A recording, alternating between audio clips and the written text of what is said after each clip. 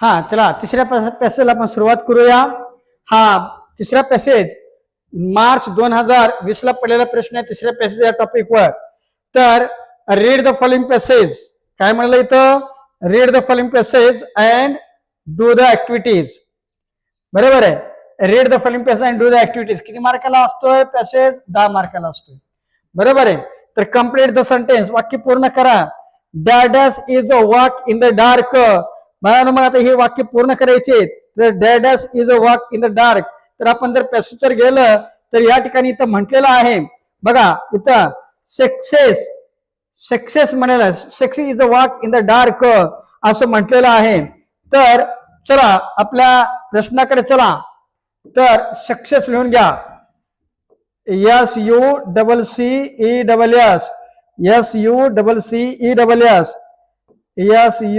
SUCCESS success is a walk in the dark.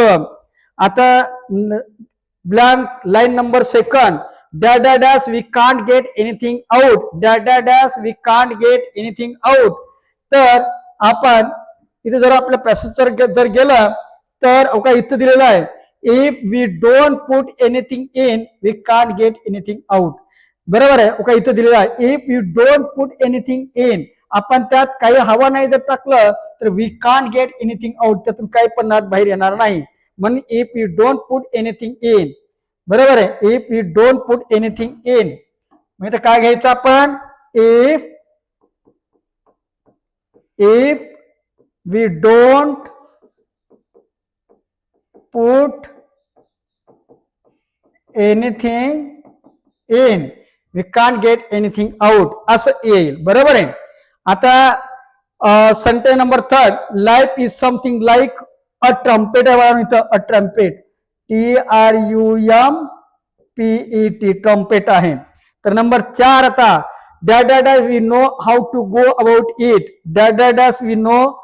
आता इथं आहे ते जर पाहिलं डॅश वी नो बघा, टू रिड्यूस वेट है ना, to reduce weight we know how to go about it.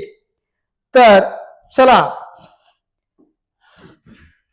To reduce काय इथे दिलेलं आहे, to reduce REDUCE to reduce weight WEIGHT to reduce weight we know how to go about it.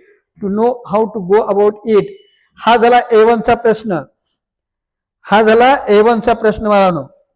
हा झाला काय A1 चा प्रश्न. नेक्स्ट पुढे पॅसेज दिलेला असतो. पॅसेज या ठिकाणी घेतला.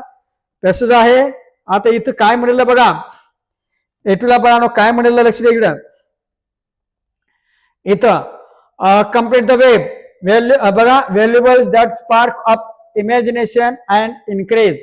म्हणजे त्या ठिकाणी कल्पनाशक्तीला आणि म्हणजे कल्पनाशक्तीला चालना देणाऱ्या गोष्टी कोणत्या, तर कल्पनाशक्तीला चालना देणाऱ्या गोष्टी जर म्हटल्या तर आपण या ठिकाणी त्या गोष्टी आहेत. बरोबर आहे. कोणत्या गोष्टी आहेत तर बघू या ठिकाणी आपण कोणत्या गोष्टी आहेत त्या. तर त्या 4 गोष्टी कोणत्या आहेत ते पाहू बाळांनो आपण. तर बघा कोणत्या त्या 4 गोष्टी आहेत तर का इथे दिलेल्या आहेत. विजन, विशेष, इंटेन्शन अँड ड्रीम्स हे 4 गोष्टी आहेत.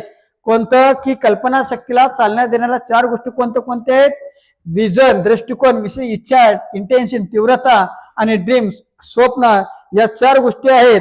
तर चला आपण त्या ठिकाणी लिहून घेऊया.